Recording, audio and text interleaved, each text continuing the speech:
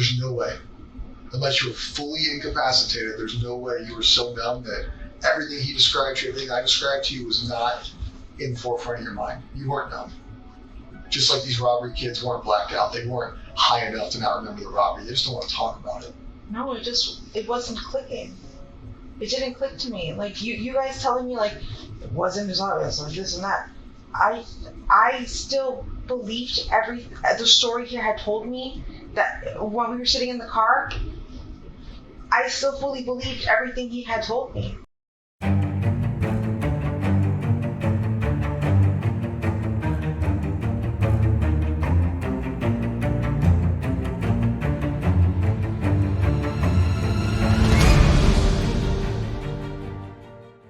Welcome all you couch detectives out there. Join us every week for new cases, and if you're a fan of true crime, make sure you subscribe so you don't miss anything. The absolute best way to support the channel is to subscribe, and if you appreciate what we're doing here, hit that like button, let us know that we're moving in the right direction.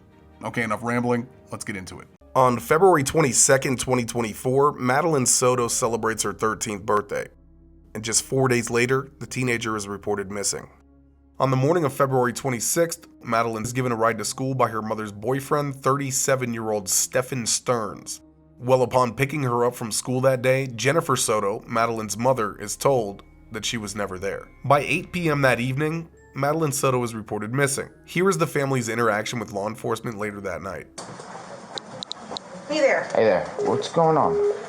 So my daughter was dropped off close to school this morning, but never made it. I went to pick her up from school. I'm sorry, one second. Yeah.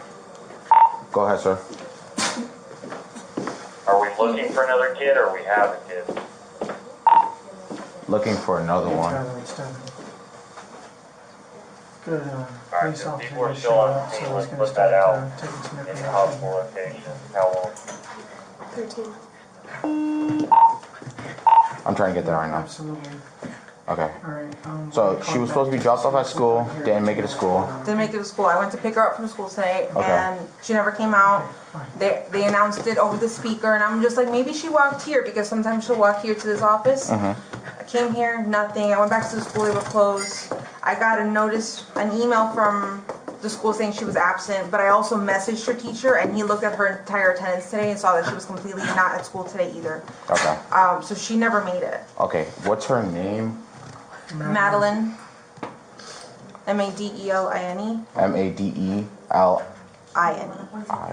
Last name? Soto. Soto. Soto. Yeah. Date of birth? February 22nd, 2011. February 27, 2000. 22nd, Oh, sorry. 22nd, 2011. 2011. Just had her 13th birthday. 13. 1418 Charlie 405. What's the name of the signal aid? Madeline Soto, age 13. I'm trying to get a clothing description now. What was she last seen wearing? 26 County Charlie 405. People hit my call 931. It's the same call. Green hoodie. Green hoodie. White Crocs. White Crocs. Either blue or black pants. I think black shorts. Black shorts. Yeah. Black shorts? Okay. Black shorts. Alright. Do you know if she has like friends in the area? She does, but she doesn't know where they live. She doesn't know where they live. Okay. I asked all of them. Okay. Is this like, does she like have any places that you guys know that she'll usually be at? Any friend's house? Any places that like she likes to hang out? Not typically, no. No. Not typically? No. Okay. In this footage, you can see Jennifer Soto's boyfriend, Stephan Stearns, the last person to see Madeline alive. He looks a bit nervous to me. What do you think? We will come back to Stephan shortly. 2 days after Madeline's disappearance, law enforcement are still in search for the young girl. It would not be until March 1st, days after Madeline Soto's disappearance, when the tragic discovery would be made. In a field in St. Cloud, Florida, behind a locked fence and covered in grass and hay, 13-year-old Madeline's body would be discovered. Ultimately, investigators would determine that she never set foot at Hunters Creek Middle School on the morning of February 26th, and say it's likely that Madeline had been killed earlier that morning. Well, who was the last person to see her alive? That's right, Stephan Stearns. And a witness recalls seeing Stearns near where Madeline's body was finally discovered the morning of her disappearance. He seemingly had a broken down vehicle on the side of the road and had a tire iron in his hand. They say that they remember him looking scared, but just assume that it was just frustration from the broken down vehicle.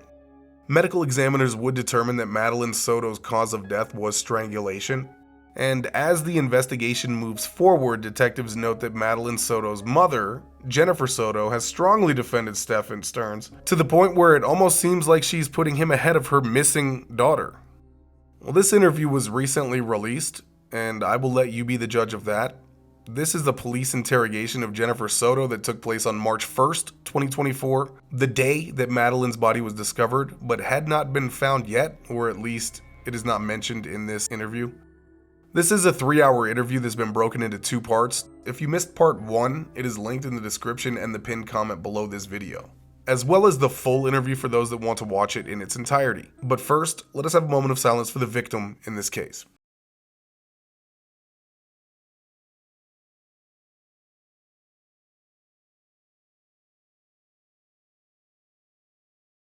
People having lawyers is their constitutional right. That is a thing that everybody is afforded. But for somebody who's going through what you are going through, to offer him a lawyer leads me to believe that there may have been a conversation, there may have been knowledge, or there may have been some inclination that you had, whether it be his involvement, her location, or something to where in your mind there's guilt. I promise you, like.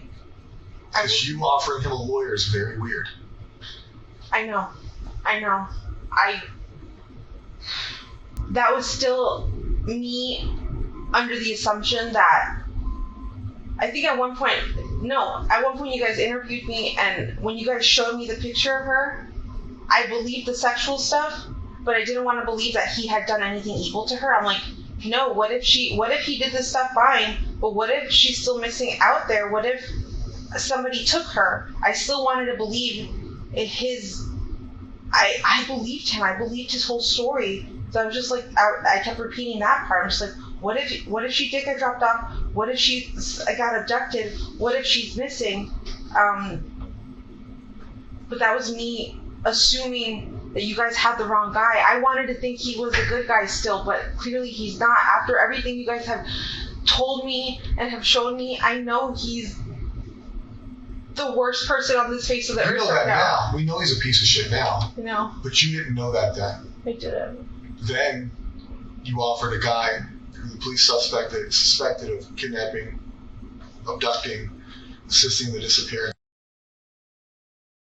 You offered him a lawyer. And then we don't have to roundtable that. You went back to what you just said is the sex stuff is fine. It's not fine. Hold on. I know every relationship is different, and I know everybody's family is different. I won't ask, but going back on, has he expressed interest in, I'll use the word weird, I'm not going to shame anybody for what they like, different sexual pleasures, different sexual experiences, different kinks that involve things you weren't comfortable with? The only thing he's ever expressed to me was like anal. Okay. He had an anal kink and like butts. Okay. But that was something I was never comfortable with or doing, and I let him know that. Like that's not something. That's fine. You guys slept in the same bed together. Stephen was a big portion of your life at one point. Stephan was a big portion of your life at one point. And this is not me coming at you as a person or a bad person, because shit happens in the past. In the past. We can't change the past. Has he ever expressed to you? Never. Has he ever made these statements about made you feel different? No. Okay. When you guys slept in the same bed together, in the middle, did you ever wake up and find them cuddling? Did you ever wake up and find them closer than you thought they should be? They would snuggle, yeah. Okay. But we all snuggle. I didn't think that was abnormal. So if you guys are sleeping in the same bed and she's in the center, you've woken up and they're snuggling. They're under the same blanket. They're not under the same blanket. No. But just like she's got her own blanket. Spooning for what? What is snuggling to you? Because to me, snuggling is spooning. Big spoon, little spoon. He would lay down like this, and she would be right here in the nook. Okay. How do you guys sleep? Do you guys sleep clothed, unclothed? I sleep clothed. Yeah. Shirt, pants, pajama sets. Yes. Everybody. I sleep in like my everyday clothes. Okay. on pajamas or baggy t-shirts and shorts. Okay. And Stephan would sleep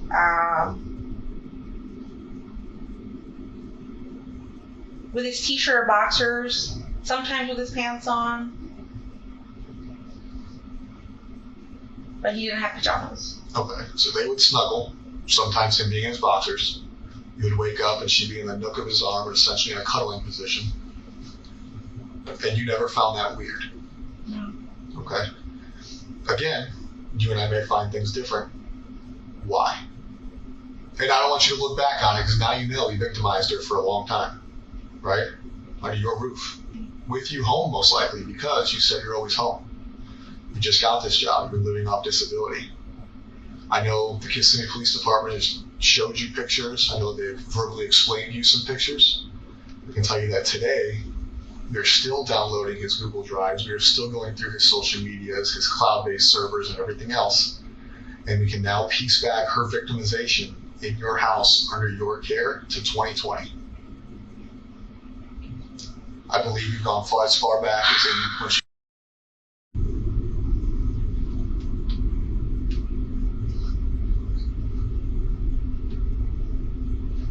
So when I ask, they've woken up cuddling, did you find things suspicious? Did you have an open relationship? He talked to you? Has he made inappropriate statements? It's almost like cheating, right? Like, have you ever been cheated on? Okay. Somebody can only cheat on somebody for so long until they fuck up, or until something comes out, or somebody says something, right? So we go back to 2020, we're looking at a minimum of 3.5 years. 3.5 years where I'm sure you guys are sexually active. Yes. So for 3.5 years under your care in your house, not only was he being sexually active with you, he had a sexual relationship.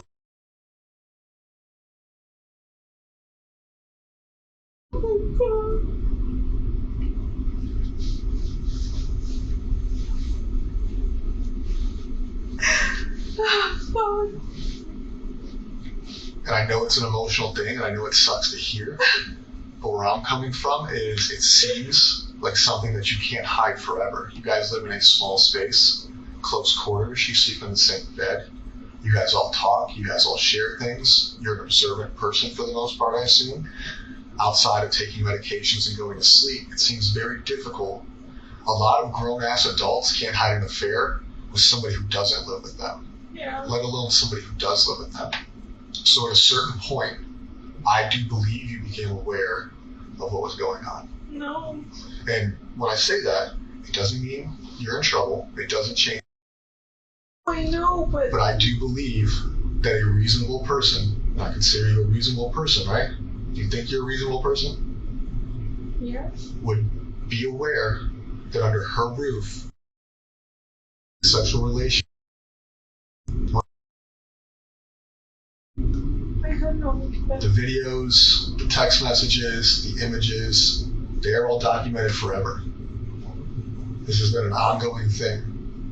And at her age, I think she probably thought they were in a relationship. She probably thought they were in love because he her male attention, right? She just started liking boys, right? She just got a crush. Up until then, her crush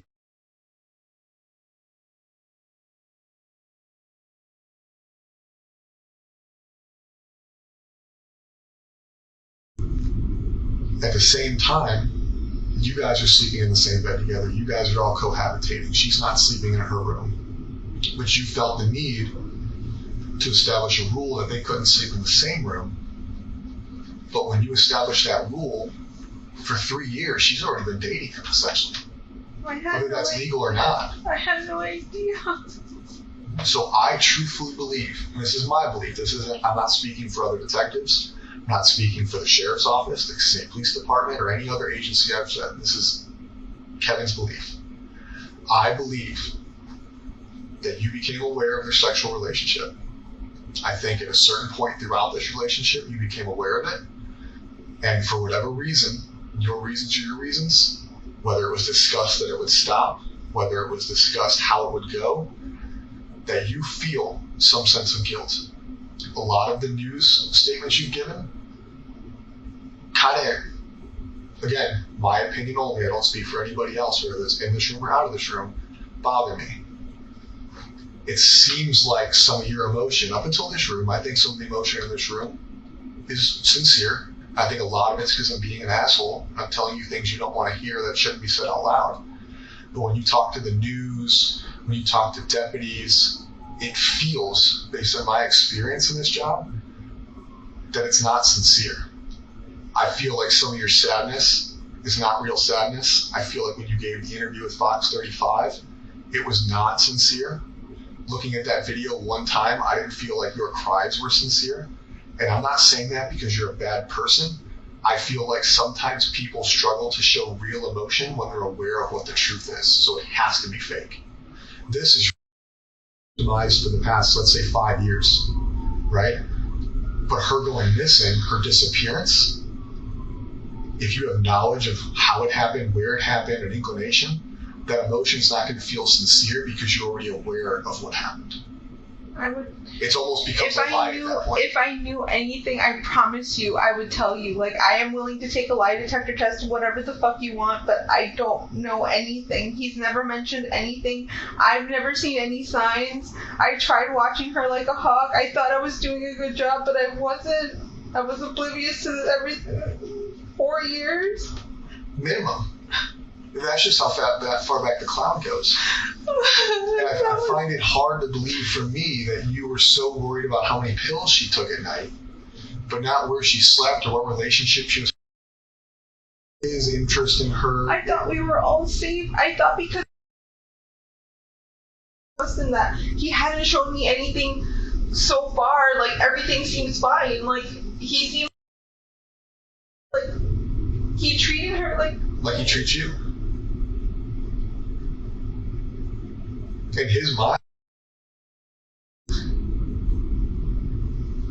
It's so fucking disgusting. So now he's in jail because of what we found on his phone, not because somebody came forward and reported that he was abused. Oh, I know. She's not old enough to consent. She's not old enough to have a thought process to even want anything that was happening to her. It's abuse.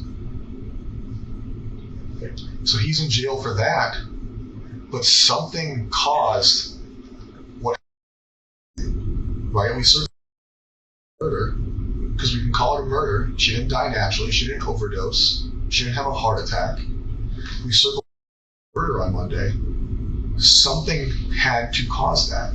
He's been having unrestricted sexual activity for a long time. He's getting what he wants from her, probably from you, and who knows, whoever else, right? So it's not like he woke up or went to bed Sunday and he was like, you know what? I'm done with this, but I'm going to kill her. Something happened. People don't just wake up and like, you know what? They leave people. They break up with people. But usually things cause people to snap. Now, what? And you know what? And I'm in trouble. Or I feel like I'm going to... Or him being out. We can go even worse. She's pregnant. That's what questions last night led me to believe when we started talking about her period. I was told that her and her friend, and granted, I'm male, never had a period, but that somebody found it weird that they were no longer on the same cycle. Could be different because she's a teenage girl. Could be that she missed her period. Have you ever found a pregnancy test at home that wasn't yours? I have 2 underneath the bathroom sink, but I haven't seen if they're still there or not. Okay. But you haven't seen any used ones in the trash? No. Their relationship hasn't changed? No. Okay. So what do you think happened Sunday? Other than him killing her. What do you think made him snap? I don't know. Theories, I keep hearing. Tell me your theories, because here's the deal. You don't go home until she's found. No, I know. So what are your theories? What I've heard is, what if she upset him and threatened to tell me and say that she was going to tell me and he needed to shut that down? That's the only thing. What do you think?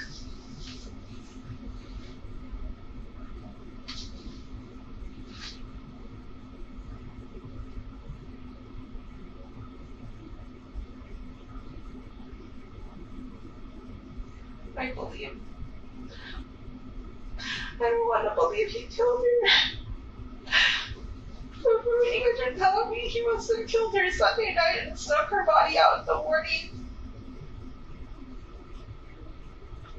That photo you guys showed me of her slept in the car.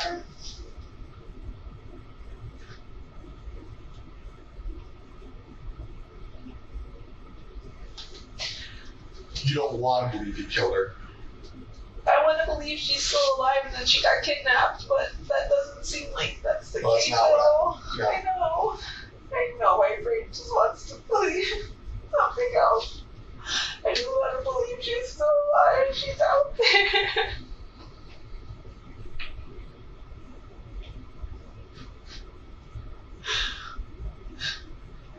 Did he tell you he fucked up? No. He acted so normal that day. He was like, I'm so impressed. We got out of the house so early. Like, she made great time. We had so much time to go to McDonald's, but she didn't want to. His story was so fun. Like, every detail was so believable. He's just been lying this whole time. Like, What about that day in the car when you offered him a lawyer? Did you disclose anything to you there that made you feel like, oh fuck, he needs a lawyer? No. He kept acting like he didn't know what was happening, and I'm like, don't you see forensics? Don't you see they took your phone? Like, something's happening. Like, I think they're gonna pin this on you. And I'm like, in my head, I'm going, they have the wrong guy. Like, they're just honing in on the last person who saw her. But no, you guys do more. You never said, what did you do? I've never asked him any of that. I still, even up until when we got here to the police station, I was convinced that he hadn't done anything to her at all. Because of him or because of not wanting to believe she's deceased? Because of him. Because I thought he was a good guy. So up until this morning, you still think that it's not? No. You're talking about the other day? Up until When we took him? yes. Okay. I forgot what day of the week that was. So we're still going through his phone, his drive, like I told you, all the socials. We can date back to 2020. Based on the videos, it appears that was the start of the victimization. Okay, are we going to find anything in his phone with you? No. You're never done anything. You've never done anything. Has there ever been a request for the two of you to participate in sexual activity with him? No. Regardless of you saying no or yes. No, he's never asked that. Okay. If we find pictures like that, is that going to surprise you? So if I'm in his Google Drive, if I have a sex crimes detective, a computer person look at his phone, and they tell me, hey Kevin, I found a picture engaged in sexual activity or borderline sexual activity, is that going to surprise you? Yes, because that doesn't exist. Okay. At any time during the course of your relationship, has he expressed that he's ever had sex with a child? No. Not a child, but when he told me when he was in high school, he graduated high school like later, like older than 18. Okay. He dated somebody younger than 18. I think she was 15. But I don't know how old he was, 19, 20. But he was an older kid in high school. He graduated late. But he had a really young girlfriend. Her name was Kendall. And I thought that was weird. I was like, that's a little too young. He goes, no, it's fine. We were in high school. Everything was normal. Her parents loved me. Blah, blah, blah, blah, blah. But that's the only one. Have you ever gone through his phone? Whom? Okay.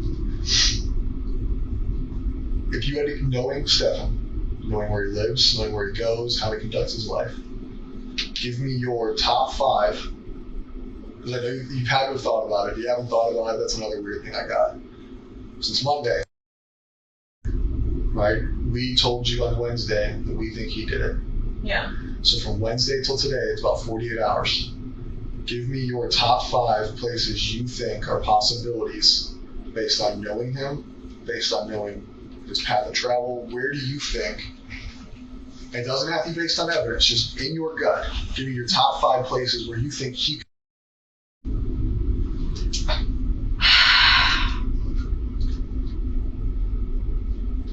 In this area, Doesn't have to be this area. No, I know. Anywhere you want. I'm saying in this area, I have no idea. Orlando, Kissimmee, no idea where he could have taken her. But his trip to Northport is weird as fuck. I feel like in Northport, he knows more people. He has more friends. There could be a place and somewhere there he could have stashed her. You guys said he went into a storage unit. That would be another place to look. But there's plenty of woods around his house. Around that exit is kind of secluded. Like, When you say his house, you mean his parents' house? his parents' house, yeah. You've been there? Have you seen the property? Yeah, I've been there before. Do they have land? Or is it in like a neighborhood? So it's not a neighborhood because they don't have HOA. You just buy the plot of land and build it. They don't have many neighbors. Okay. Or last I saw, I think there was a neighbor building right next door, but I don't know if they're done yet. I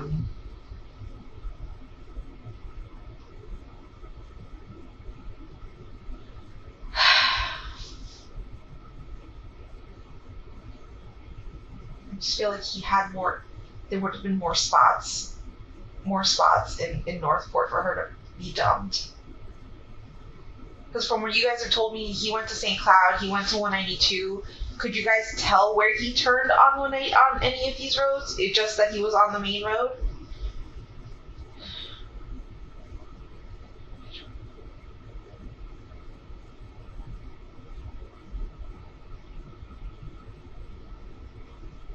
I didn't think he ever even knew where St. Cloud was because we've never driven down that way ever. Yeah, you live in Kissimmee, right? Yeah, I know, but to me, he's never had a reason to ever drive down to St. Cloud, ever. There's no store or anything he goes to down there. Everything is in Kissimmee or Orlando by the mall. Florida Mall? Yeah, LA Mall? yeah, Florida. I sent the last detective 3 spots. I could have recalled him telling me he wanted to visit. Monday, when he left the house in the afternoon and got the flat tire, he had mentioned a few of those shops, so I sent them over to you guys.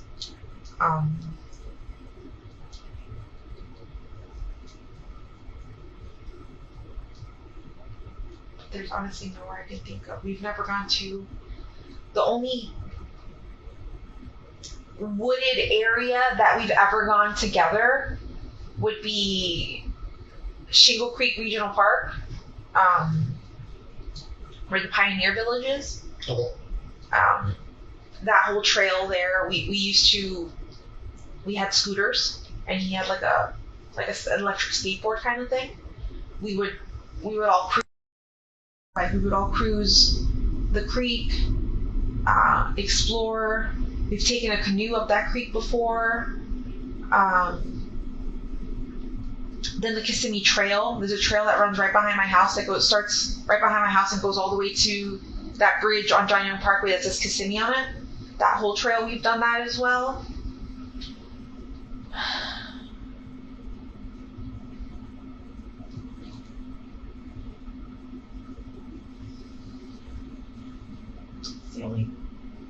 That's the only places I could think that he may have gone, because that's where I know I've gone with him before. But anywhere else, I have no idea.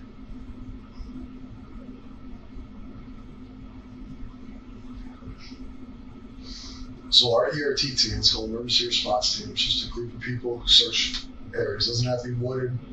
Can be wooded. Can be swampy. They've been out for 3 days. They're going to be out all weekend. They will eventually, whether it's today, whether it's tomorrow, whether it's in 2026, okay? I don't think you want that to take too long. Right? I'm sure you'd like to have a funeral. I'm sure you'd like to have some kind of memorial service. The last thing you want is for us to call you in a year and say, hey, we found remains. We don't know. Okay. That may not be something you thought about till just now, but I can tell you, being someone who investigates homicide, that is something that everybody has to come think about eventually. If you can think of anything that would assist us in making that happen for you today versus 2 years from now, regardless of why you know or how you know, we need it. No, I know. If I knew anything, I would tell you right now. I promise. I want her back so bad.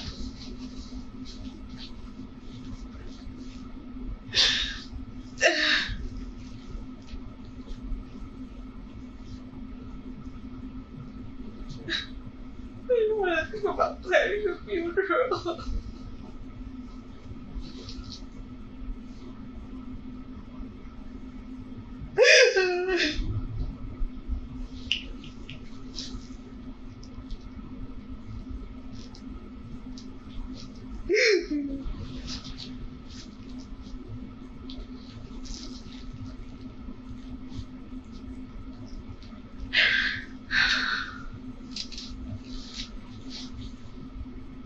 What has your communication been like with his father since this? I've limited contact over the last 2 days because I know too much and I don't want to tell them anything. You don't want to tell them what we've told you, or you don't want to tell them what you know? No, I don't want to tell them what you guys have told me. I don't want to share any. It's so difficult because I've known them for just as long as I've known Stephan. They feel like absolute shit right now. I know that they kind of got into a fight because Chris started, are you sure we know our son? Are you sure we know our son? I don't think we know him at all. The mom was defending him, but now with everything, with the evidence on the phone coming out, they know. They know he's a piece of shit. We've talked to his dad, and his dad knows as much as you know. He knows his son's a rapist. He knows his son's a murderer. He's talked to us. He's been very open with wanting to help in any way he can. Whether that's technological, whether that's verbal. Yeah, he even had, I was with him when he turned in his knife to you guys. He remembered he had a knife on him and gave it to you guys. I thought that was... Have you talked to Chris about Stephan needing a lawyer? Yeah. When?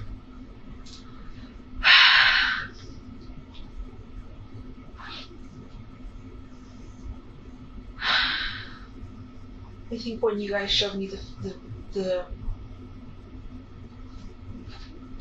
photos. So we showed you photos of Stephan raping. No. First thought you had was to ask his father if he should get a lawyer? No. I saw a picture. I didn't see the rape. I didn't know she was getting raped until yesterday. I saw the picture of the oral sex happening. And I knew that was true, right? That's evidence. That's for real. That's fucking happening.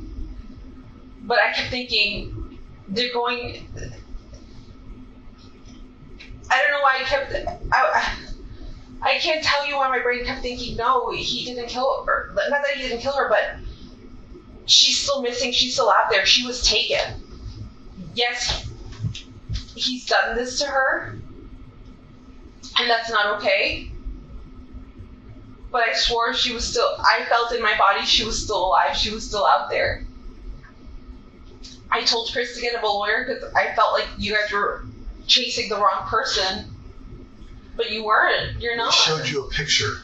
The picture you saw, she was giving a blowjob to a grown-ass man and you told his dad to get him a lawyer. Missing, right? Now you, but then you just thought she was missing. And we were showing you our investigative lead being raped. A blowjob is rape. Not consensual. Whether she wants to do it or not, that is not consensual. And you prioritized him again. You prioritized him by offering him or telling his dad to get him a lawyer. Not what the fuck did he do? Not, hey, we need to figure out what happened. No, let's protect Stephan. I was in shock. No, that's not shock. That is your natural instinct to protect Stephan. Okay? And if that's naturally how you react, that's fine. But that goes into what I've been telling you this whole conversation is I don't believe a lot of the things you're saying, and I don't believe a lot of the things you say you weren't aware of. And that is because you've now shown me twice that your first reaction, no matter what you were told or shown, missing and we're seizing the cell phone, or we're showing you pictures of her giving him a blowjob, your first reaction is to protect Stephan. So now, ordered by Stephan, you're aware of this, you were shown pictures of this, you were shown pictures of her body in his car with a seatbelt on, right? We have played it out for you. Now you're in a stage where he's in jail, you know she's passed away, and now you can feel emotion, right? Until that point, when you were shown that she was deceased, your continued first reaction is to protect this guy. You just said, I only saw a picture of him, whatever your verbiage was, I say blowjob, of his penis in her mouth, and your first reaction was, fuck. Oh my, victimized? No. She's being abused? No. It's Stephan needs a lawyer. Who the fuck cares if we think he killed her? He's. I don't know why I said. But that's the problem. You don't know why. So the reaction in your mind is you are continuously protecting this guy. So why do I sit here and believe that you don't? Because right now, you know Stephan killed her. You know Stephan's been raping her. You know without her body, can he be charged with murder? I don't know. Exactly. So you don't know what we can do. Do I think we can charge him with murder? It's not up to me. Should he be charged with murder? Yes. Please. Does your role in her life lead this to happen? I'll be honest. Yes. I know. Since she was a child, since her victimization started, it occurred under your roof and you acted like it didn't exist. And knowing the victimization, knowing how ongoing it is, knowing that you saw a picture of it, not just us telling you, not me and him saying, hey, listen, he's being, I think they had a bad relationship. They showed you a fucking picture of it. And you still protected him. So how am I supposed to not think that the thought process in your mind is until she's found, Stephan can't be charged with murder? Because we both now know that you don't want him to be charged with murder because you want him to have a lawyer. No, I don't. The blowjob. That was then. He can't be charged with murder. That was then. Everything that you guys have shown me since then and have showed me that he's So we had to show you a picture of her dead in a car for you to finally not take his side? Do you not see where I'm coming from? Like, I'm not trying to be a dick here, but it makes absolutely no sense that your name is Stephan. I don't know. Where does your mind go? Stephan. There should have been no doubt in your mind when they showed you that picture of what he was doing to you that you had any care in the world other than I want that motherfucker to die. Whether you believe in the death penalty or not, he protected him. So now we're talking about her disappearance and where her body is. Why do I believe that you're still not protecting him? Because you say so? Because you can't explain why you protect him. You can't explain what is inside of you that makes you protect Stephan. And you may never be able to explain it. But eventually we're going to have to figure it out because you haven't convinced me that you're still not protecting Stephan. I got all these people out here searching. I haven't seen my own kid in days because I'm looking. You truthfully believe that I can't go home and see my kid is because you're protecting. I can't go. You're people sitting in the woods just waiting for me to tell them where to go, but I can't because I think you're in trouble. I don't care about him. I want him to go to jail. I want the worst thing possible to happen to him in jail. I know what happens to predators in jail. Like, I'm ready for that. Like, please. I don't give a fuck about him. I'm not protecting him. But you knew he was a predator when you got shown the picture. And then you text his dad that he needs a lawyer, and you hope that he invoked, was the words I was told. What? You hope that he didn't talk to us. He needs a lawyer. No. All over a picture. You didn't care. You didn't care then. Oh, whether sex isn't important to you, that wasn't anything close. I knew what I saw was He was terrible. a predator right then and there. That's the day you found out he was a predator. Yeah. Yes.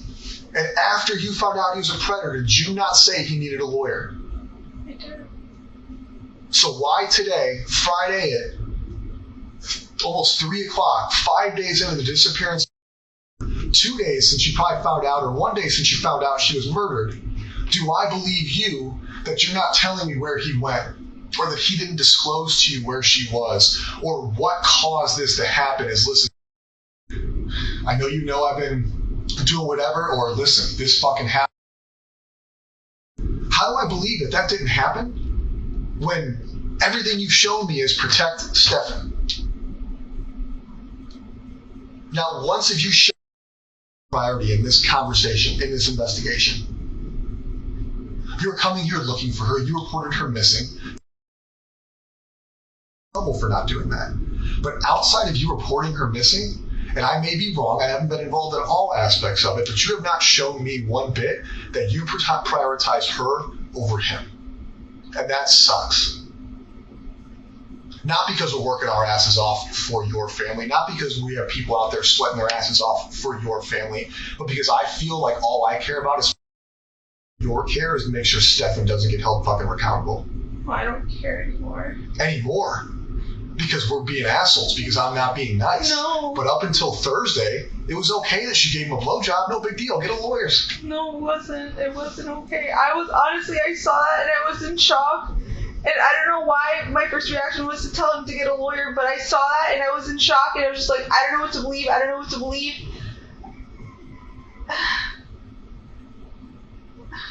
It's easy to believe it now. We showed you pictures of it. You can't deny it anymore. The sex was okay. The murder's not. At least that makes sense. No, that's okay. I want to know what it is. And not because I think you're a bad parent, not because I think you're a bad person. Dead or alive, she's missing. Her body is out there. Her body needs to be recovered so she can have a proper burial, a proper funeral. She needs to be laid to rest. Your family needs to be able to mourn her. And we need that information. That is life. That is not life of the law. That's not life of the sheriff's office. That is common decency. That is what she deserves. That is what you deserve. That is what your family deserves. But the longer that happens, the longer it takes us to find her, the less likely that's going to be for you guys. And I'm sorry if I'm wrong. I truly am. But deep down, you haven't shown me that I am.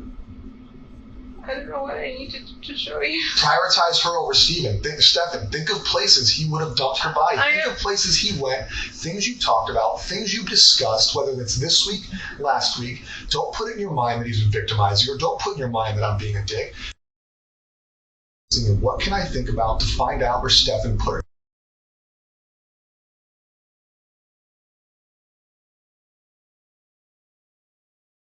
You know more about where he goes, what he's doing, or what he would do than you want to realize. That's natural, not because I'm telling you, but because that's natural. I have best friends. I know more about them than I think I know about them. I just need to sit down and think about it.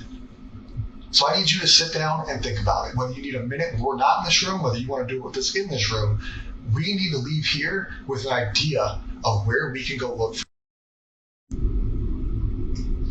That is one thing we can agree on. I've sent you the list of the stores that he may have stopped at and didn't stop at. The only outdoorsy places I can think of that we've ever gone to that he would know about would be Shingle Creek or Kissimmee Trail. I don't know if he knows where Lake Toho is, but that could be another option. Because you think it's a wooded area? Because it's a place you guys have talked about together? Because it's a wooded area with a lake, with gators. Like, We haven't discussed anything. This topic, I never asked him if he directly. I never thought he could have. I always assumed the best in him.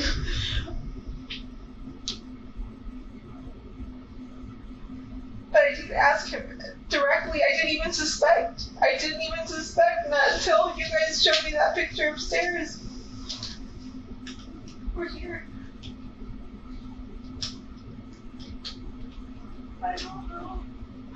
I'm just thinking of, if I name places, it's going to be wooded areas that I can think of, but he hasn't told me anything. Like, he has not told me, or we haven't discussed. So him going to 192 that day, all you know is that he went to 192. He said he wanted to visit House Card Rules. That was one of he named 3 stores, and that's one store I can remember him listing on that list. House Card Rules? Yeah, I don't know my phone. We'll get your phone a little bit. House Card Rules. What kind of store is that? I don't know if that's like a video game or card game or board top game store. But that's on 192. Close to one, I think close to 182 somewhere. And he said he wanted to go to 3 stores. Yeah.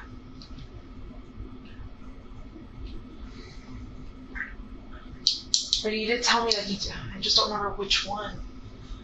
Are there woods in that area? Are you familiar with 192? No, not where these stores are. I have no idea.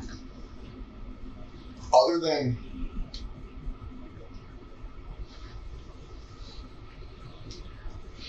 you came up with wooded areas that you know of. Yeah. You came up with wooded areas that you think he could double body in. Because I've been there with him, yeah. I need to know wooded areas where he travels. Right? You're saying we've been there, so she'd be there. So that tells me she's not there. It tells me it's a waste of a search. Okay. Because when I put 90 plus people there, that's all day. Right? We got to coordinate that. We got to put them there. So we need fruitful searches. Yeah. So I need likely places that you think, and I need places you think based off of conversations with him, not because you can picture in your mind that there's trees there. Okay.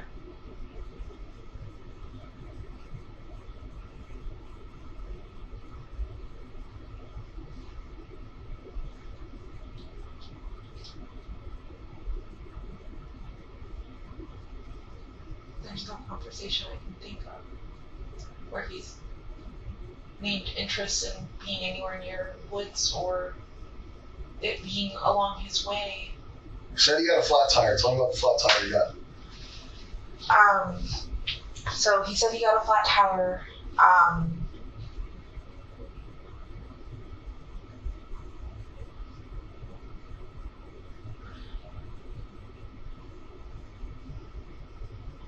I'm not sure when he got a flat tire, but he said he got a flat tire and then came directly home, and he got home around 2:40. So flat tire, he said he was driving down 192 and it just popped and shredded and fell apart. And he pulled over into a plaza and changed a tire for the first time in a very long time, and said he hurt himself doing it. The frame of the car, something came down on his finger. All his lies, I don't care, but I want to know what you question him about. Why was he there? What was he doing? There's no way you're the most trusting woman in the world. You just don't ask clarifying questions. I know no relationship I've ever been in is that trusting. He just tells you he's gone at 3 a.m, getting a fucking Wawa, and you're like, I don't have that. Same thing with this. It's like, oh, I got a flat tire, was here. Why is he at these places? Do you not question him? Why were you on 192? Why did you dip out at 3 a.m. with my car? I didn't know Like this is 2 times he went to 192. He went to 192 the day she disappeared, right? He's roaming, looking for her south of where she went missing, because supposedly she went missing. And 192 is south of where that is. And I not very likely that that's the route she went on foot or abducted, and that him driving around is somehow going to locate her. And he did tell. I did question that. I was like, when I asked him where he's searching, he said 182. I said, why? That's nowhere where she would be. And he didn't give me a clear answer, and I don't know why I didn't push it. I just thought he was being stupid and oblivious, because I don't see him as the smartest man. Like, I don't. I let him do what he does, but I don't trust a lot of his. Is the word judgment? I'm not sure, but I just don't trust that he makes the smartest decisions sometimes. Like, he likes to act like the smartest man in the room, but I don't think he is. Do what he does. Meaning? I'm sorry? You said, I let him do what he does. Yeah. What's that? If he wants to just get up and go to the store, I'll ask where you're going, but I won't stop him. Just let him go on his way. I'll let him do what he wants to do. What do you think happened?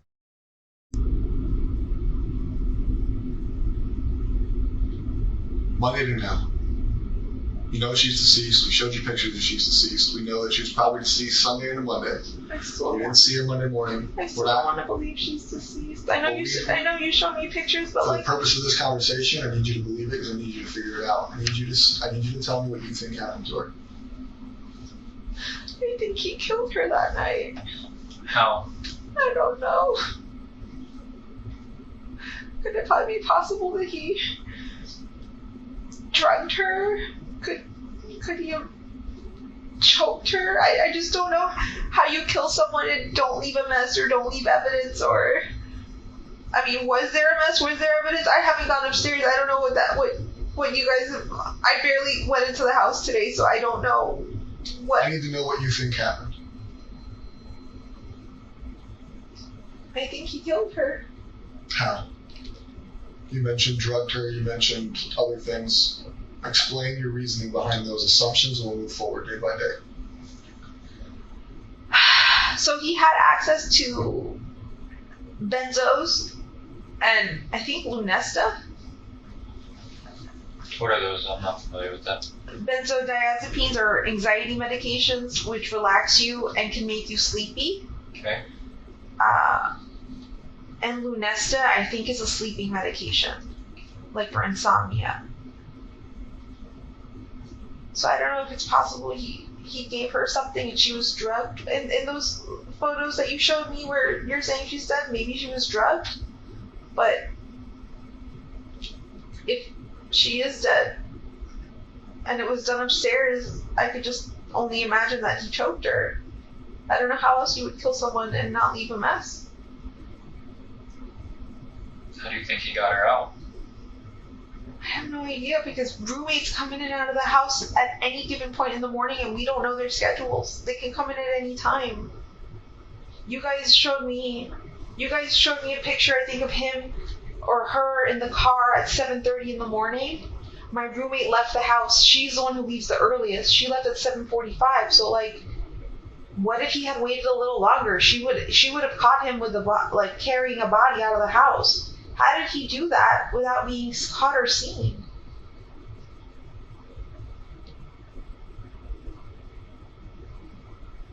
That's what I don't understand because, like, did you guys check and see if any of my neighbors have Ring cameras? Any? Nothing? I don't know what data we've gotten from them, but at this point I need to know what you think happened to her. I don't need you to ask us what we found. Okay. What we found has happened. I need you to come up in your words, in your mind, what do you think happened that night into Monday? Because we do not know. I don't know if her murder occurred Sunday or Monday. All we know is that when you went to bed, they went to bed together, and she's no longer here. So I need to know what you think happened to her, how he got her out of the house, where he went, how he got her in the car, what is your thought on what happened. I think she was killed Sunday night into Monday morning.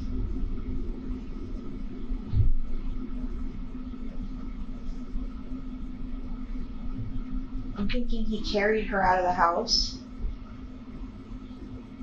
I don't know how he didn't get caught by any of my roommates or no one heard.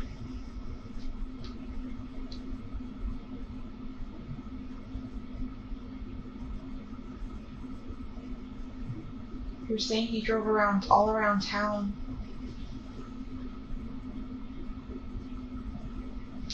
I'm not sure where he could have gone.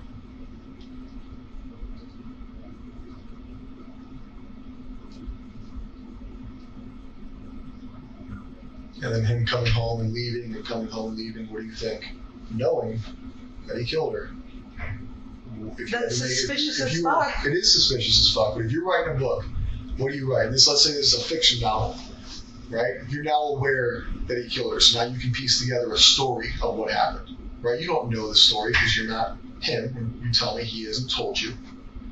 So it's not real. So you were telling me what you think. Yeah. Right? We know he killed her. We know he drove out of there Monday morning. We know he discarded her backpack in the trash dumpster. We know he discarded her laptop and one shoe. Right? So all her property was discarded to look like she's gone. That way he doesn't have evidence with him. They leave.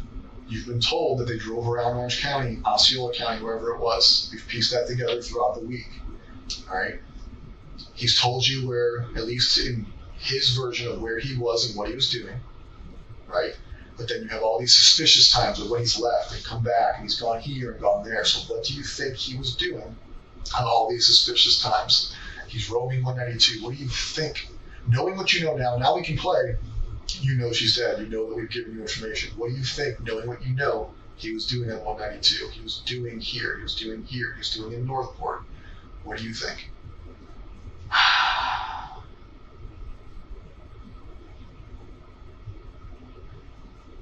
So him leaving early in the morning and driving around aimlessly somewhere.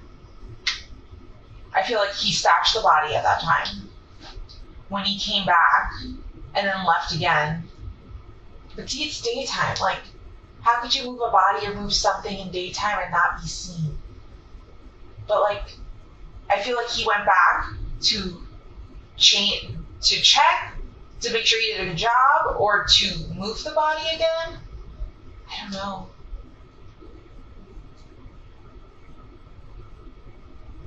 But him leaving the house multiple times without his cell phone is sketchy as fuck. It's so suspicious. Which is an intentional act. It's not accidental, so that can play into what you think happened. Yeah. Do you think phone being on the dresser? It was intentional.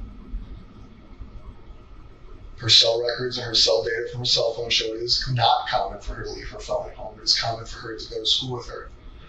No teenager leaves their phone at home. It's what they're attached to it. She's left her phone home multiple Her times. cell data shows that normally it goes with her, so that's intentional. You know it's intentional because he left his too, Yeah. right? Whether it's an accident last Friday, this Monday, was not an accident. Yeah. So you think that he dumped her when he was driving around? You think that when he left, he went to check her body? Possible. Okay, Why would you go back out to 182 without your cell phone? Like, I don't disagree. So he goes out to 192. We think he may have checked where he dropped her, dumped her. He comes home. He tells you they're just roaming around aimlessly, right? Yeah. So that's twice on the 192 in one day because he went to look at the house of cards bullshit or whatever it is. Yeah. And then he went to do the roaming to look for her on this random highway that he never goes to. okay. Okay. We go into the next day and the next day. Think of the suspicious things he's done. Tell me what you think he's doing.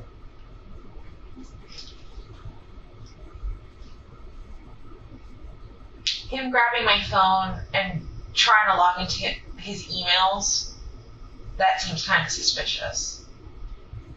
What was he trying to see? What was he trying to do?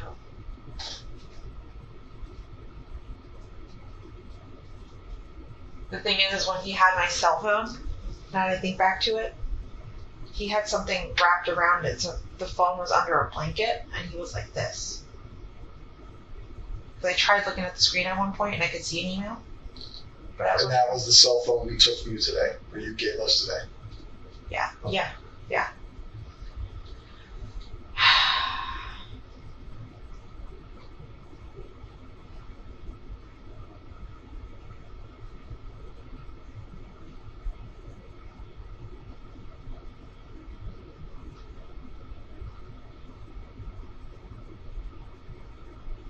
Can you guys tell me if this is true? Because I recall a family member telling me something, like my sister. Was the last thing searched on it Amber Alert? Her cell phone has Amber Alert searches in it, but I looked through her cell phone last night. I do believe that she may have been clicking on links for Amber Alerts that came through. I don't think she was actually searching them. Okay. They could have just been links she clicked on. Because I wasn't sure if that was him Googling on her phone about Amber Alerts or if that was her. That we will never know. He is not obviously cooperating.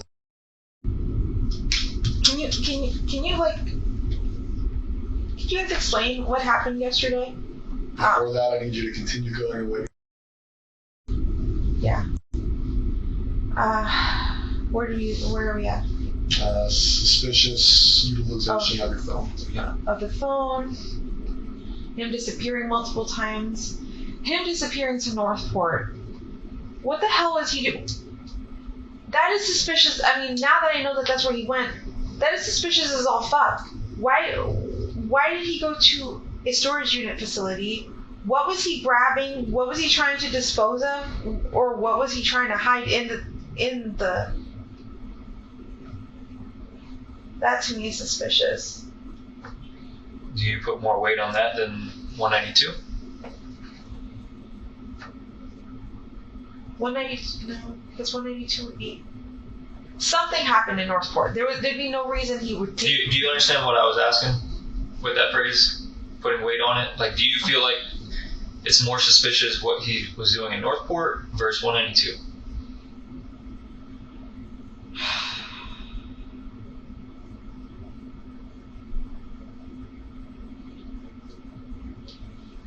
I don't know which one's... I don't know which one is more suspicious to me. They both... 192 seems to me like the easiest place he could have dumped her or like figured out where to put her. Unless she was in my trunk the whole time and he went to Northport. The trunk of your car? Yeah. Didn't you drive your car at some point? And you guys sit in your car at some point? I did. So that's what I'm saying. Like, I would have probably smelled something, but I didn't. So I'm just trying to think, I'm like, did he stash a body in Northport? No, I don't think so. He was probably hiding something or destroying something. So I guess 192 would probably be the most important right now.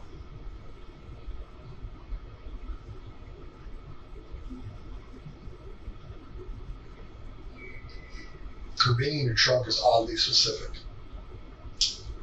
The only reason I say that is because from what you guys have told me, he went directly from the hotel to Northport. I don't think he made any stops anywhere in Kissimmee or anything first and then went to Northport. All we know is what we can piece together through accessible cameras and data.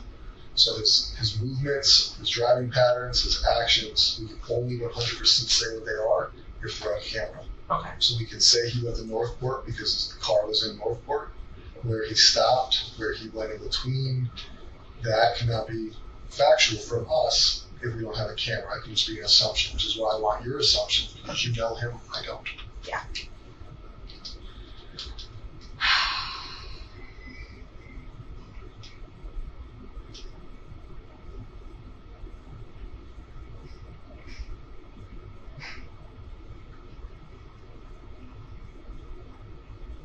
If I fell asleep at 3:30, 4 o'clock in the morning,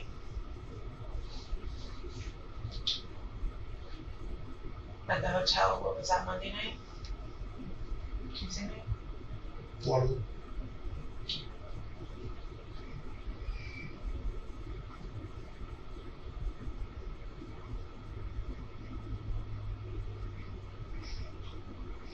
I was trying to think, like, could he have had time to stop somewhere, wherever he stashed her, and then took her to Northport?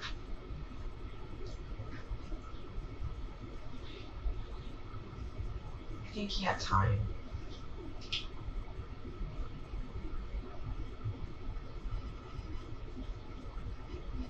Has he cleaned your car since it came back from Northport? Has he brought it to a car wash? Has he detailed it, paid somebody to come out? No. Because you, through your, we call it a fiction novel, you piece together what you think happened based on a suspicious activity, and you ended with, you think he put her in your trunk and brought her to Northport. Yeah. I know I asked you to make assumptions, but now I want to know why. Why is that how we finished this? What is in your mind leading you to believe that is the ending of the story? Because 192 seems like a really busy strip, and I can't think of anywhere immediately, like, other than going deep into St. Cloud, like passing St. Cloud, like going into Holapa or Harmony, that I could see stashing the body somewhere around there. But Northport has so many wooded areas, and I feel like I don't know, you would be familiar with both areas. I just don't know him to ever drive down 182 super far down, like into St. Cloud. But I've known him to drive around all around Northport.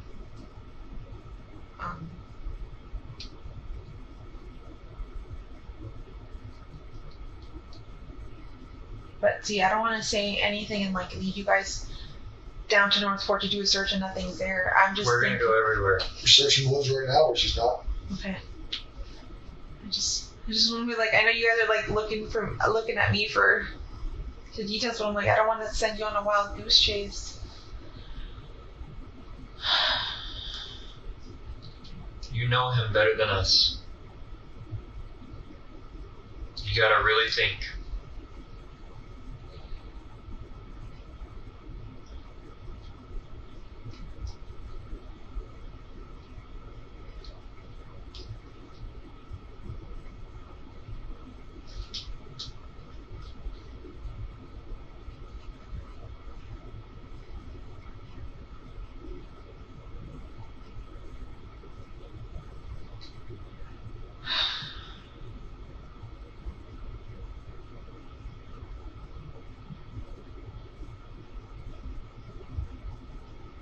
Something I can think of. Where do you take her?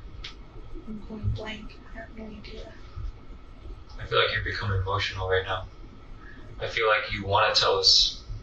No, if I knew what to tell you, I would tell you. If I had the truth, I would tell you. I don't know anything.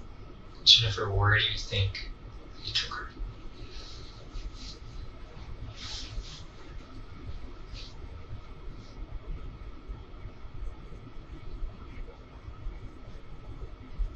If I were him and I had to stash a body, but I would never do this.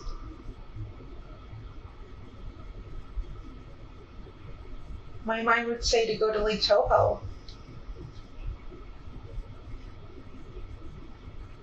There's a lot of woods there, there's a lot of gators.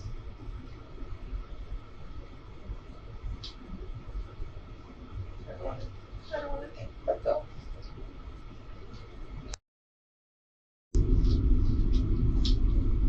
No, I know. I just don't want to think about him getting hit by gators.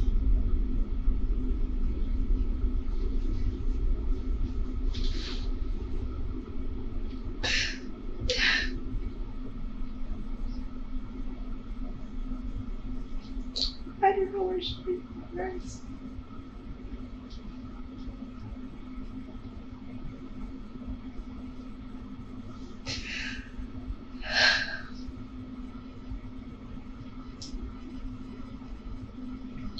Like I told you, there's going to come to a point where we will.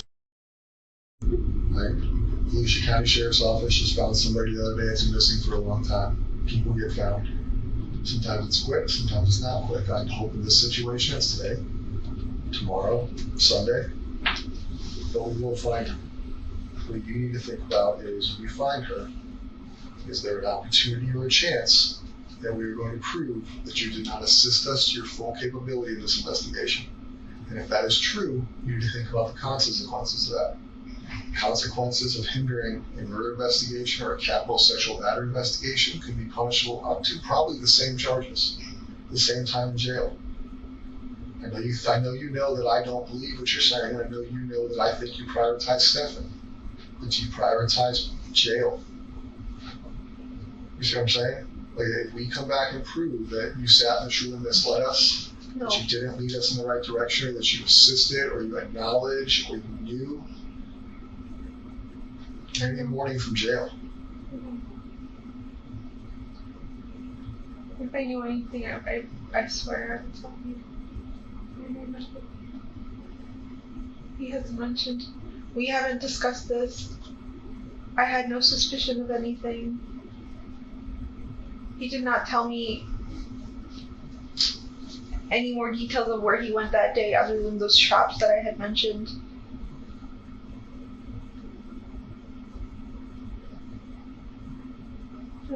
I'm giving you my truth.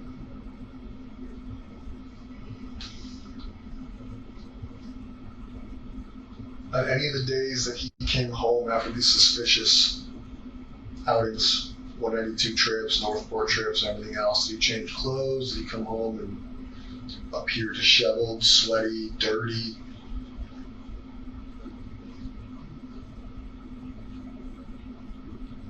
I don't believe he showered. He didn't bring that many changes of clothes with him, so I know he's repeated his outfit over and over.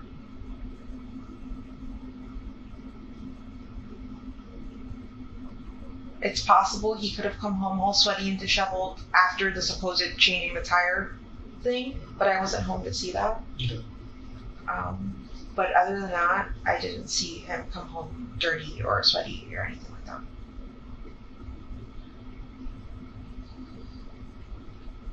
Did you do anything he normally doesn't do within the house around you?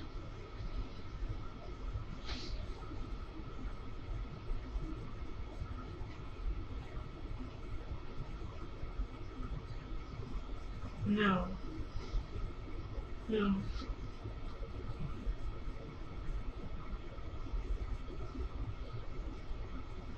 He was acting very normal, sitting on the computer chair, chatting away with me, talking about updating his phone.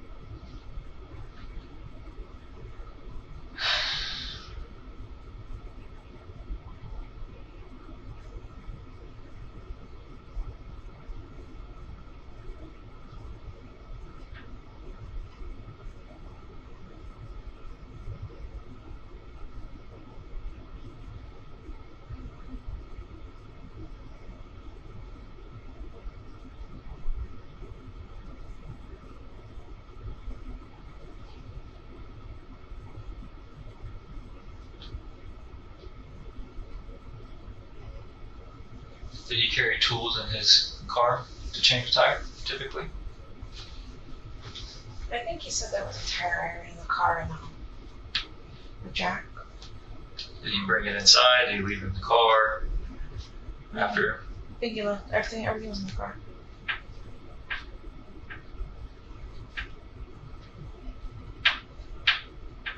Did you ever go look at his car? To verify that he changed his tire? I don't think I did. Never dawned on you to go double check. Except by the time he would have got back from the tire, you were gone, right? Yeah. What you told us? Yeah. And then she was reported missing. Yeah. During that time. Yeah. It never dawned on you to be like, damn, did he really change his tire? Let me double check. No. We got home really late that evening and I didn't even think of doing that. This is part of our problem. You did so many things and you never questioned it. I didn't suspect him. How can we believe some of the stuff that you're telling us or believe that you don't know?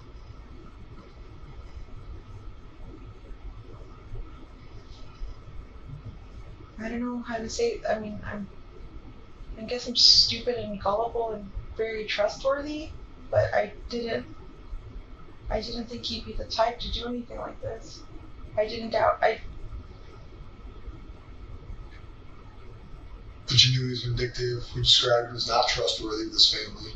You described instances where you document where he was lying to his family, lying to you, lying to others. Lying to his family, yes, but lying to me. You discussed that he wasn't that good of a person.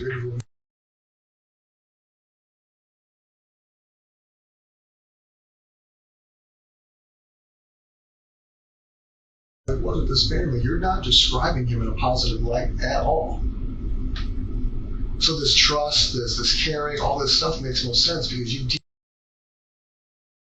regardless of the victimization, describe him as a good person. He's stealing from his parents, right? But he never stole from me. You guys have no money, but all he's doing is ordering things, right? He's buying himself things.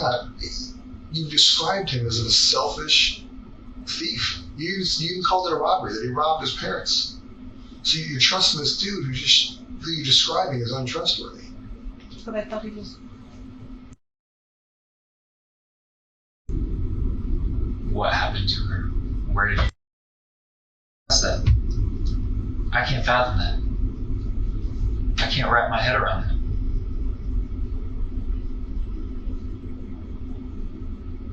I think I only asked him if he took her to school when I called him and told him to come to the office.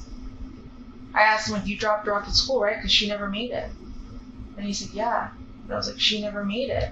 Where did you drop her off? You guys sat in your car Tuesday night when I was out there. I was out there at least 4 hours. Just you two in that car. Yeah. You can't tell me you guys did not have any conversations about this. There's no way. A reasonable person would have been questioning him. You were the last person with her. What the hell happened this morning? You never did that in that car. No, I didn't. I didn't.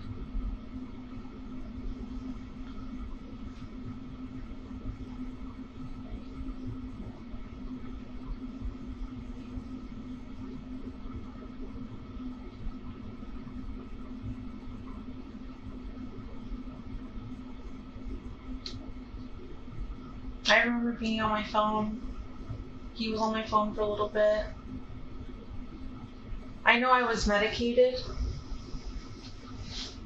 And I was just zoning out. I wasn't thinking anything of anything. I never asked him. Just asking him that one time to me was, if he took her to school, that was enough answer for me. I don't know, I just wanted to think,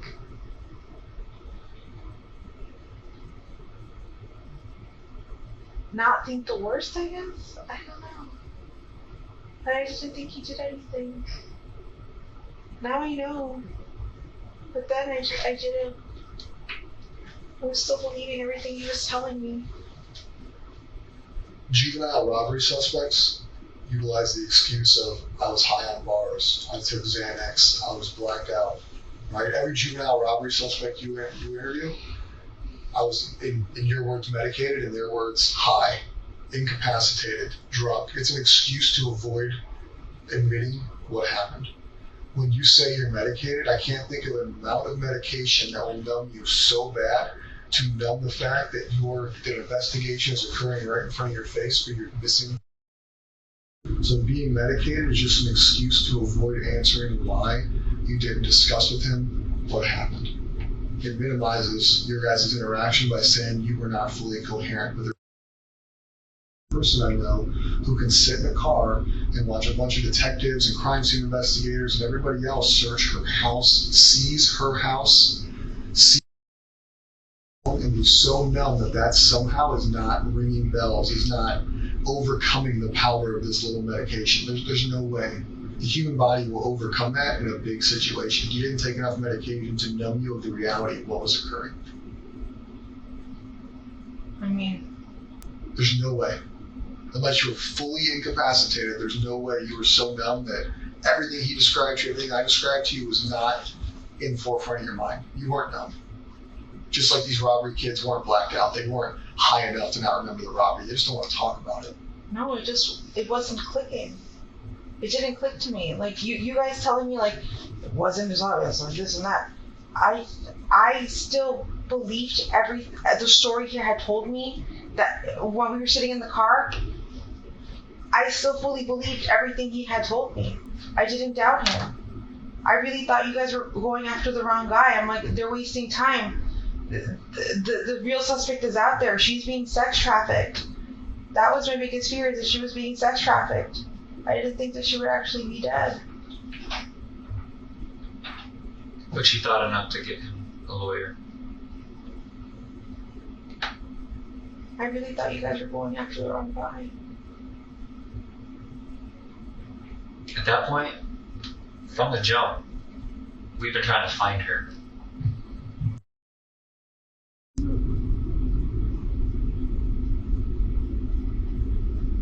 That has been and will be our biggest priority. Him getting arrested for victimizing her was an accident. We only discovered that she was a victim because we took his phone.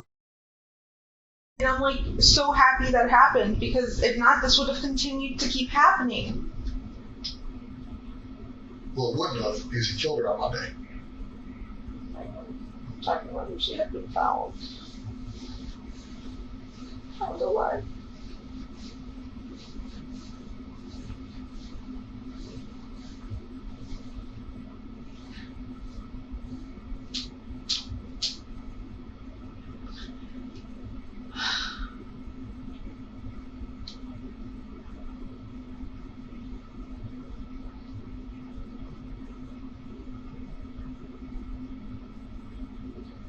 There's no, I've asked this before, but there's no like map you guys can show me of like with a highlighted route of where he could have taken to see if I could recognize anything or suspect anything.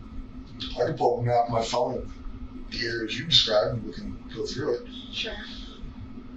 You said House of Cards? No.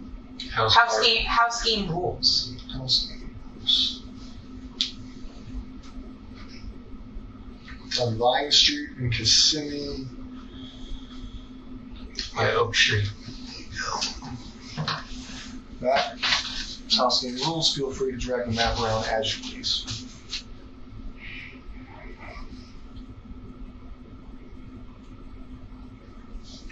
That's all of it. Oh my god. And realistically, Florida has a lot of wetlands, so anything you see that's green may not necessarily be wooded, is maybe a rule, but we're looking more for where you think based off of his route, not necessarily just like the green parts of the map. Yeah.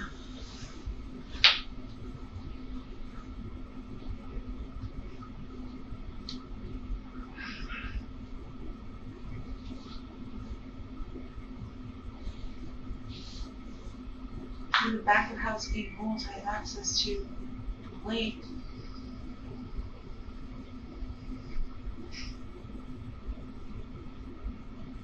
That is the one shop I can remember him specifically naming that he was going to that Monday. He said House Game rules. Did he make it there? I don't know.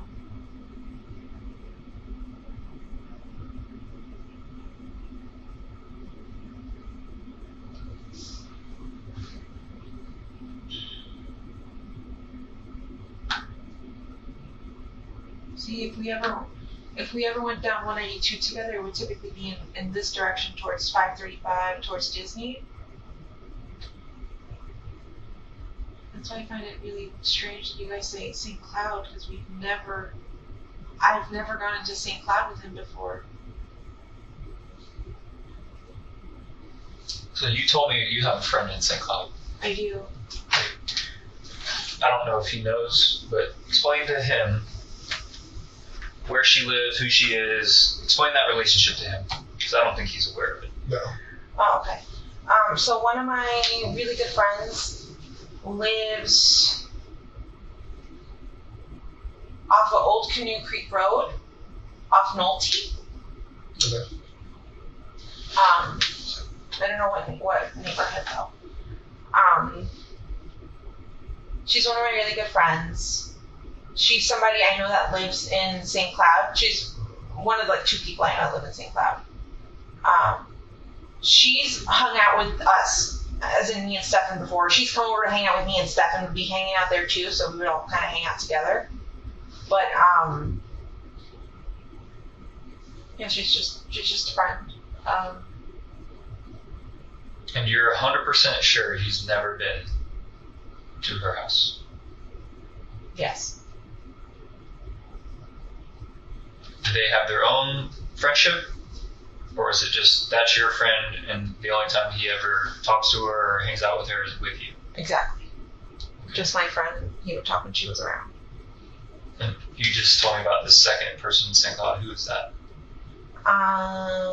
Somebody I haven't seen in a long time. Her name is Courtney Brackman. She lives, can you pull up the map? Mm-hmm. But he's never been over to her house either.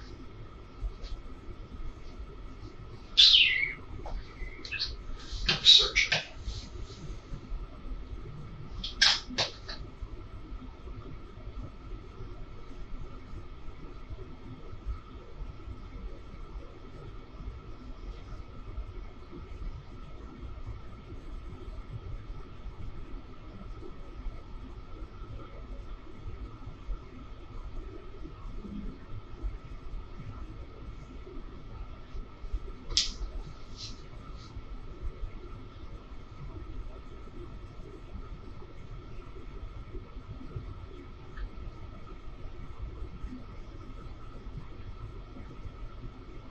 She lives somewhere in this area over here. Around here. Lake Lizzie to me is familiar. I would go hiking there often. There's a preserve there. Yeah, a few years ago, we would go hiking all the time with my friend Courtney, the one who lives right by there. With Stephan? No, Stephan would never come. Now, would you tell him you're going to Lake Lizzie Preserve? I've mentioned it before, yeah, when we've gone. Okay.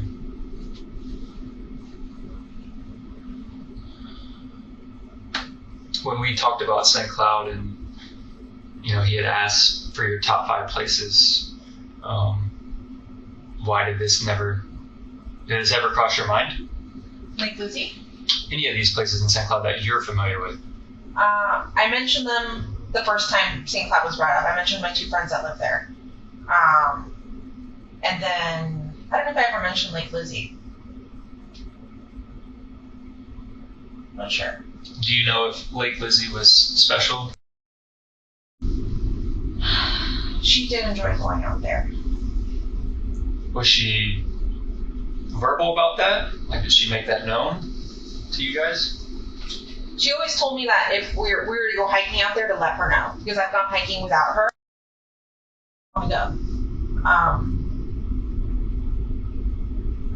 But it's been a really long time since I've done a hike down Lake Lizzie with her. Okay. It's been at least 2 years.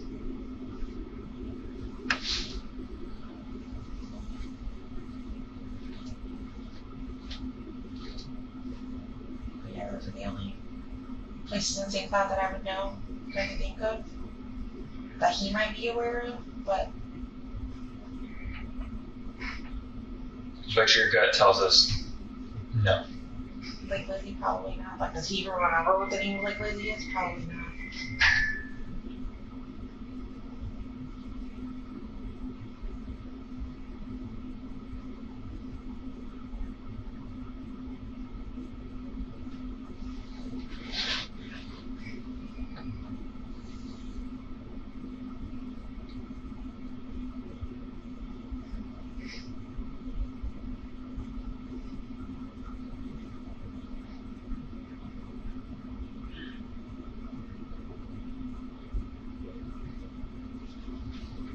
Janet, is it okay if I look up past purples again? Yes.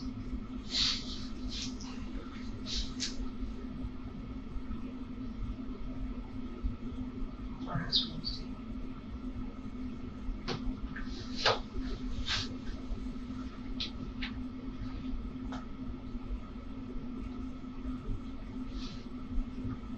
Was he into video games? Yeah. Yeah. World of Warcraft, into tabletop games like Dungeons and Dragons and Warhammer 40k, card games like Lorcana, which is a Disney card game. That's what he told me he was going to go do Monday. He was going to go look for Lorcana cards, and that's why he was going to go to House Rules Gaming. He was just going to make a few stops, and I said, why are you doing that? Why are you wasting time when we don't have money? Like, you don't have money to spend. He's like, oh, I'm just browsing. I just want to look. I want to see what they have available. That's all he said. Every time I did question him, he always had an answer.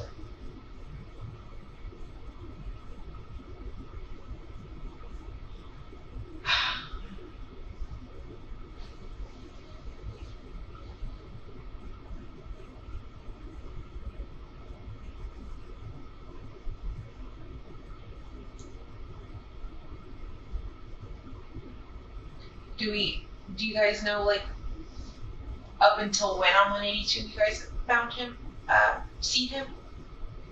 Like, how far down? We just know it's St. Cloud.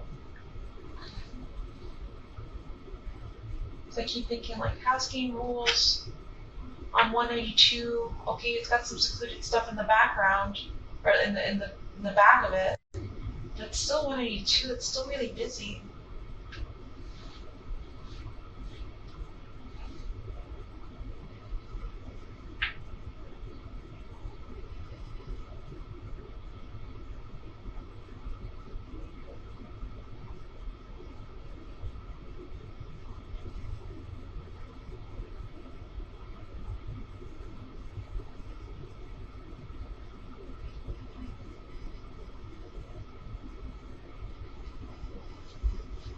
yourself really busy till you pass St. Cloud.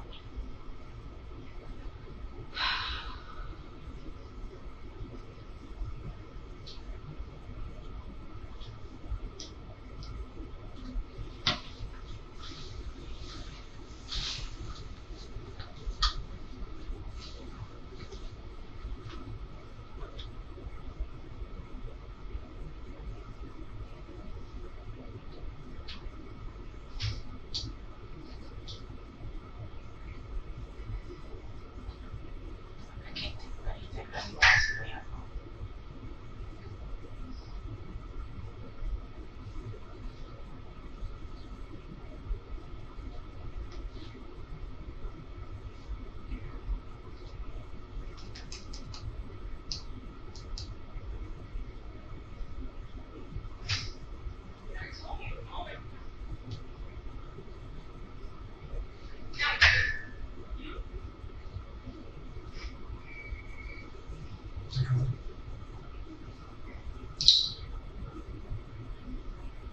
So right now, I'm pretty sure you're still doing your phone. I think. How'd you get here? You're driven here? I was driven here, but my dad followed behind. I think you guys said my car might be ready. I'll verify that one. The investigation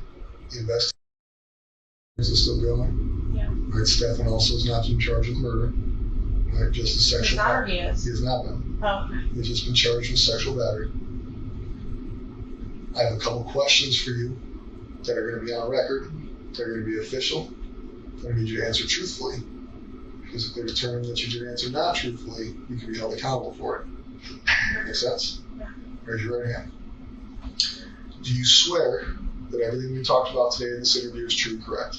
Yes. Did you lie to me or the detective at any time? No. Okay. Do you currently know, or have you ever been aware of where his body has been since Monday? No. Did you have any? Were you aware at any time, whether it be the most recent instance or the first instance, victimization sexually by Stephan? Okay. At this time, you do not know where Stephan went on 192? I don't. You do not know where he went in Northport? I do not. And you have at no time this week had any conversations with Stephan where he disclosed what he did? No. Okay. The story that we talked about of what at one point we discussed that she could potentially have been in the trunk on the way to Northport. Yeah. Is that information you know to be true or an assumption? An assumption. Okay. Do you have any questions for us before we go check on the phone in the car? We may not be able to answer everything, but if you have questions, we can see if we can answer those questions.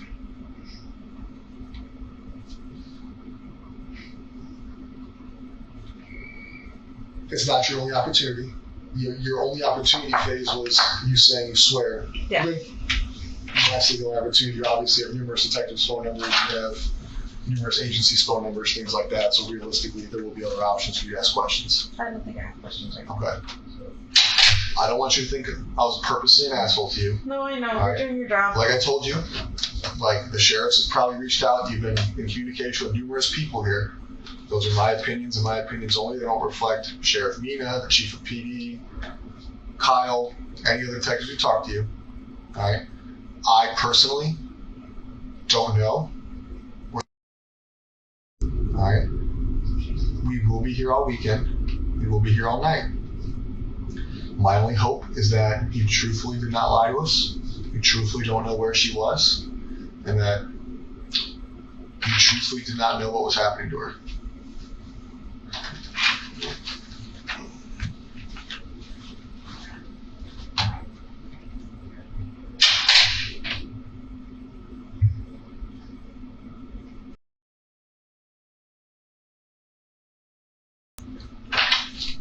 So here's where we're at right now. Your car is obviously going to be released to you, the Nissan. Okay. It requires us to do some paperwork because we did log it into our system. So now that it's in our system, we got to release it properly to you, which is no big deal. It'll take a couple minutes. Because of the high profile. All right, I know you said we can download your phone, and I do appreciate your cooperation with that. But because the same way we did with Stephan and every other phone and digital device we've seized, they're making us write a search warrant on it, which really doesn't affect you too much. The search warrant is a legal thing. It's not a you thing. It's not a trust thing. But with that, it takes a little bit longer. Yeah. All right, so I can release your car to you right now. We can go facilitate that downstairs. I cannot make you a promise that that phone will be downloaded by the time your car's ready. What I can promise you is at the moment it is downloaded, if you have left from here, I will bring it to you. You're staying with your sister still? Does anybody have your sister's phone number that we can make sure we can communicate with you on? Yeah. My dad is downstairs, I think, waiting for me, so I can give you my dad's number since he'll be Whatever with me. phone numbers we can have, just to make sure that Yeah. if we are unable to give you the phone back today, we'll throw my shit out there. That way, if we are unable to give you the phone back, we at least are able to contact you. And we want to make sure you have a phone to contact us if something arises. You know what I mean? Yeah. On February 28th, Stephan Stearns was arrested for what they found on his phone, which consisted of child essay material. Ultimately, he was charged with the murder of Madeline Soto, and as of now, he is the only person who has been charged in this case. It is still an open investigation, and there is still a chance that Jennifer Soto, Madeline's mother, will be charged as well. Stephan has also been charged with roughly 60 SA offenses after detectives discovered evidence of abuse against Madeline Soto for years prior to her disappearance and ultimately her murder. Stephan Stearns' trial was set to start in mid-July 2024, but after delays, that has been pushed back to October 14th, 2024, barring any further delays. We will keep you up to date if anything of importance arises in this case. New case coming tomorrow. Make sure you're subscribed, and we will see you then.